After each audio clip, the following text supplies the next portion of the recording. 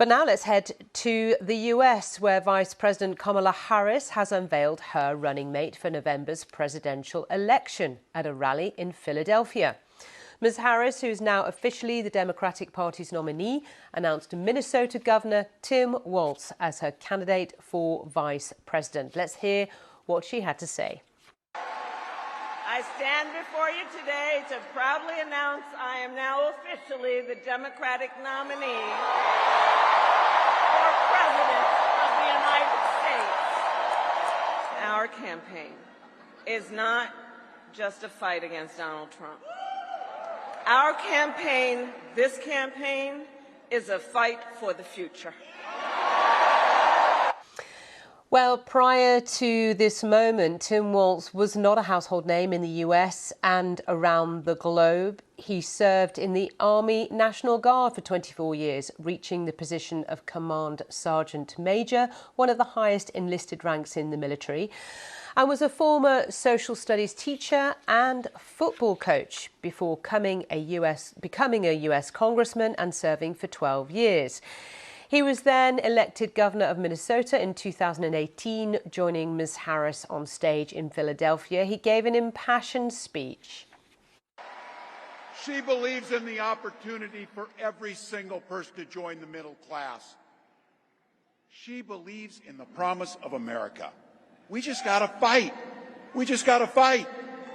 Because as soon-to-be President Harris says, when we fight, we win. Well, you get a sense of the excitement at that event in Philadelphia and from Democrats across the country. Rena Kosuglu is a former close advisor to Vice President Kamala Harris. She told the BBC that she's used her own experience as vice president to inform her pick of running mate.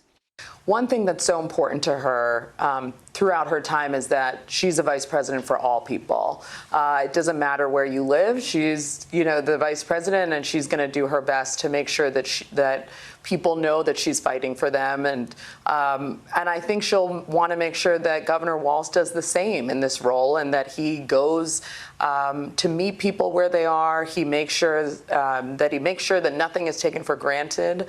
It was important, one of the concepts she talked to him about was about that they're an underdog team. And it's really important for Americans to know that their vote is not taken for granted and that they're going to show up and earn their right to vote.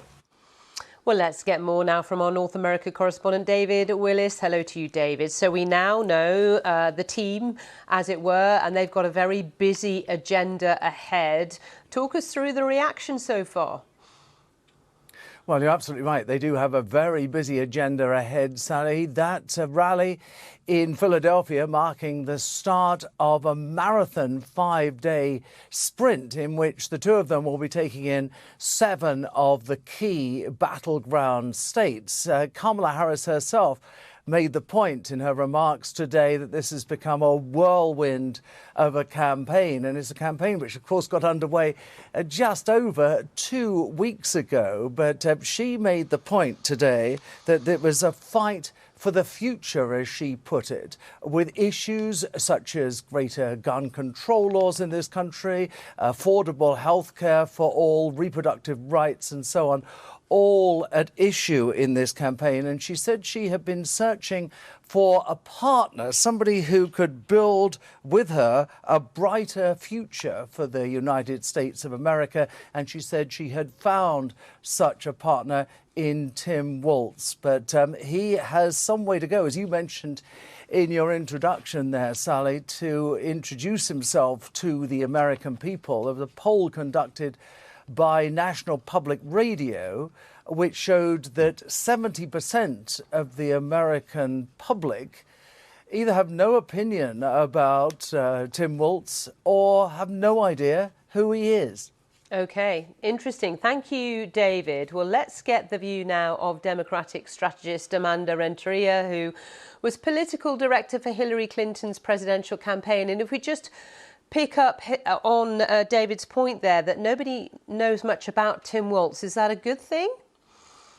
It's great because it really gives the country a chance to get to know who Tim Walz is. And given the sprint of this election, the kind of coverage Kamala has been getting from the very beginning, and everybody waiting for this announcement. It's really an opportunity for people to really see who Tim Walz is, not only today, but over the next 5 days, where they will be in all the battleground states. And frankly, when you meet him, you just like the guy. And I think what's going to happen over the next couple of days is you are going to see a lot more about his experience, his policies, how he's governed the state of Minnesota. And so it's quite an exciting time for the Democratic Party. The Trump campaign is already on it, describing him as dangerously liberal extremist. Will that gain any traction?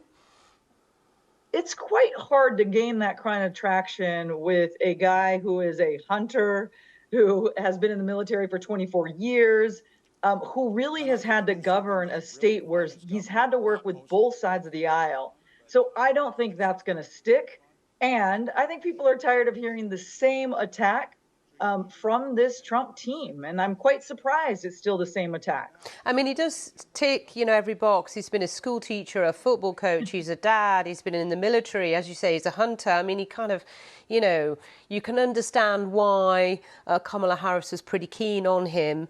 But at the end of the day, when it comes to what people do in November, it is all about Donald Trump and Kamala Harris, isn't it? The VPs don't make that much of a difference.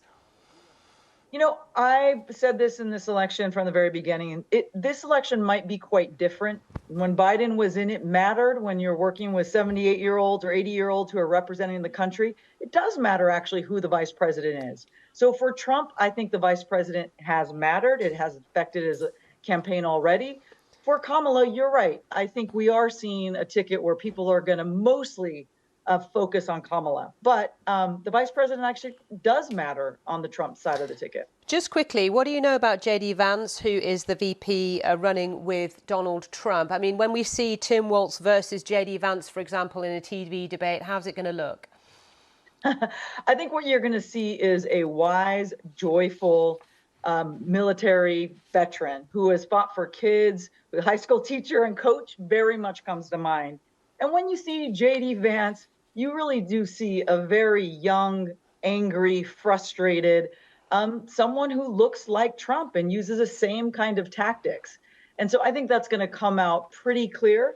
I think the most important thing, though, especially 90 days into an election, is the joy that is coming from Tim Walz, from the Democratic Party, from Kamala Harris. That is what really gets the energy going when you need it right now as we start to vote. OK, Amanda, thank you for your time and your perspective. Just to remind you that Amanda Renteria was political director for Hillary Clinton's presidential campaign.